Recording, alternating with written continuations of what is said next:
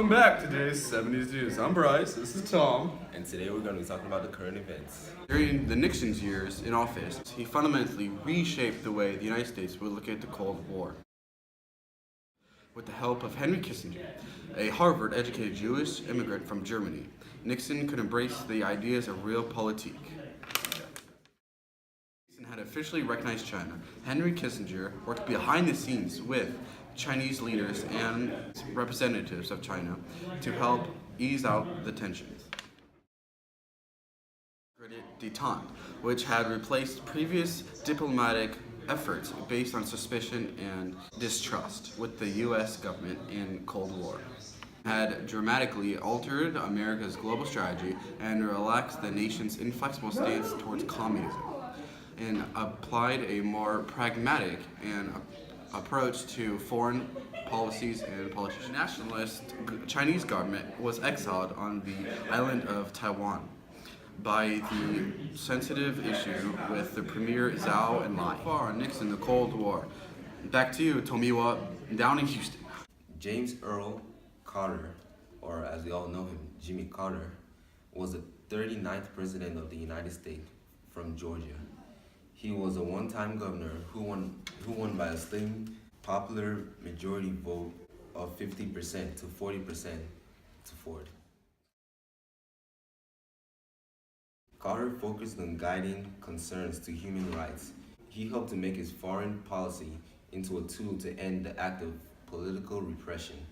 It helped to reaffirm the position of the U.S. as a nation of freedom, but undercut the roles of better relations with the Soviet Union. Carter passed the Community Reinvestment Act to help address the nation's economic woes. In order to create economic opportunities for citizens, this law required banks to make loans to the same neighborhoods where they took the deposits. At the beginning of his term, he worked on continuing Nixon and Ford's policy towards the Soviet Union, signing the SALT II Treaty Act. The SALT II Treaty was debated by the U.S. Senate, stating that it could put the national security in crisis. Carter believed that U.S. relationships with the foreign countries is determined by how a country treats its citizens. Carter and his two leaders who escorted him to the camp agreed to provide a framework for a peace treaty. That's all for now. Over to you, Marco. Thank you, Tom. Let me tell you that the 1970s have been a great year for music and entertainment. At the beginning of the 1970s, American society was reeling from the political, social, and artistic uphills of the 1960s. Artistic and the public alike were experiencing unprecedented freedom and breaking all sorts of taboos. Disco and rock were the many genres of music that many people liked. There was famous singers such as Jackson 5 and Bob Marley. For entertainment, many TV shows were released. This made American society to start buying more TVs, and also the TV start coming with color. Also, the disco ball was created and it became very popular in the clubs. For example, also the lava lamp was created and became very popular because if you didn't have one, you weren't cool. Also, many toys were improved, like the skateboard, Lego, and Barbie doll. And they became very popular. Etch-a-Sketch became a very popular toy because it helped kids drawing and also improved their imagination. Alright guys, that's all for today. Back to the studio. Thanks for watching. Have a nice day. That was some great news I learned. With the trends of our decade, Sophie will now inform us about the new fashion trends. Thanks, Bryce. Today I'll be talking about fashion trends of the 1970s. During this time, many people experimented with new types of styles, such as the hippie style, bright colors, and the disco trends. Early 1970s fashion was psychedelic with bold prints and bright colors. Women liberation loosened the structures of uncomfortable garments and women's wear in general. During this time, hippie clothing was made of tie-dye shirts, bright clothing, and also natural things such as feathers and rocks. So here we have a tie-dye shirt, which was very common in the 1970s for hippies. Many hippie accessories were scarves, necklaces made out of wood and feathers, and chokers. Hair-wise, curly hair and afros broke free, and that was the new trend. By the late 1970s, the pantsuit, leisure suits, and tracksuit was the thing that everybody was wearing. The oil crisis actually led to a 1970s recession, and people had to find another way to afford clothes, so they started buying cheaper clothes. Thank you, Sophie. That was very interesting news. Tom? Now to Bryce in Iran at the hostage crisis. Thank you, Tom. Down there in Houston, some interesting events have occurred over here on the other side of the world in Iran. Thousands of angered students that have controlled the U.S. Embassy will not let the hostages go until after the Shah of Iran is returned. Although Carter will not let the Shah reach the hands of terrorists who have taken the U.S. hostage. Many events have tried to occur to retrieve the hostages, but they are failed.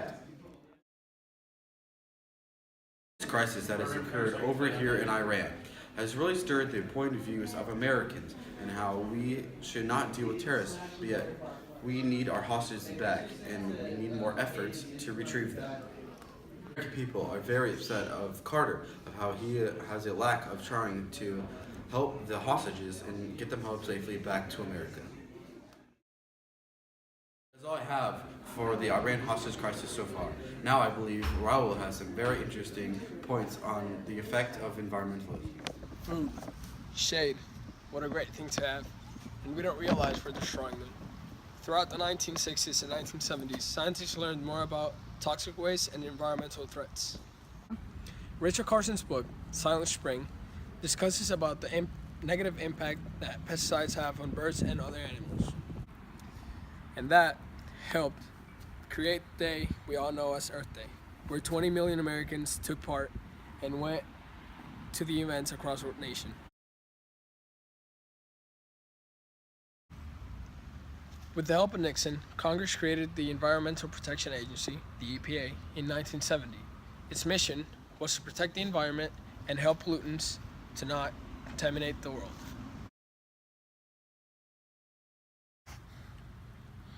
We have fresh air, and you can thank the Clean Air Act.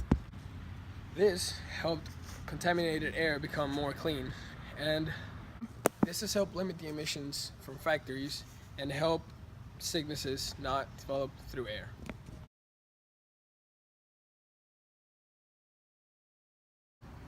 The Clean Water Act 1973 also limited pollution of water by industry and other agriculture. Lastly, the Clean Water Act of 1973 helped contaminated water become clean too. It was first enacted by President Johnson, but then Nixon made it better and brought it back. The Endangered Species Act of 1973 also promoted the protection of endangered species and animals. Anyway, and that's all I have about the environment. Enjoy, and back to you. Thanks, Raul. President Nixon refused to accept North Vietnamese peace terms, so he committed to peace with honor, which was gradual pullouts of American troops from Vietnam, called Vietnamization. Vietnamization was failing, and the U.S. public was pressuring Nixon to find another way out of the conflict. There was a poll that said that 2/3 of American people wanted all the troops out of Vietnam. In 1972, the U.S. and North Vietnam came to terms on a peace settlement, but this fell through when North Vietnam refused to sign it. But in 1973, the U.S., South Vietnam, and North Vietnam came to terms, and they all signed the Paris Peace Accords. The Paris Peace Accords agreed to cease fire and withdraw all U.S. troops from North Vietnam. All prisoners of war were exchanged, and 550 returned to the U.S., most of them who had been shot down during air flight. For the U.S., the war was over, but back in Vietnam, things weren't going so well. The North attacked a launch on South Vietnam, and they actually fell at the fall of Saigon. More than 58,000 American soldiers gave their lives, and more than 300,000 were wounded. Here in the U.S., people were divided whether we should have been involved in the war or not. That's all we have for now. Back to you, Bryce. Thank you, Sophie. That was very interesting news. Thank you. And as you can see, here I am at the Watergate complex where the botched burglary of the Democratic Party took place. As you might remember, a few years back, no one gave attention to it. But when investigators began to unravel the links between the Republican Party and the burglars, people started paying more attention, and it dominated the national news. The burglars were tried in 1973, where James McCord was one of the burglars and charged the administration of being involved in the burglary. As usual, the Senate began investigating and televised hearings. What many people witnessed changed and started realizing that the president was involved in the burglary. People saw that from the first news, President Nixon denied any wrongdoing, and well, when it was found that he did, it really hurt the trust in the government. Two young Washington Post journalists, Bob Woodward and Carl Bernstein, played a crucial role in lifting the veil of the secrecy that took part in the cover-up of the Watergate scandal. With the help of an informant known as Deep Throat, in the summer of 1973, Nixon was found to be taping the Oval Office conversations. When he was tried, the Supreme Court ordered him to turn in the tapes, but he refused, saying he had the right to keep them for executive privilege. And well, lastly, this might not seem like much, but it's what helped the Republican Party discover the secrets from the Democratic Party. Okay, so here's how it worked. Mike, inside a well-elaborate chopstick. Well, you get the point. They would put him inside, place it at the Watergate complex, and that's how they got information from the Democratic Party. And well, that's all I have for you. Back to you, my friend. Thank you. Now we're going to talk about the 38th president, Gerald Ford. Ford was born in Nebraska in 1913. Ford also launched his career in politics in 1948.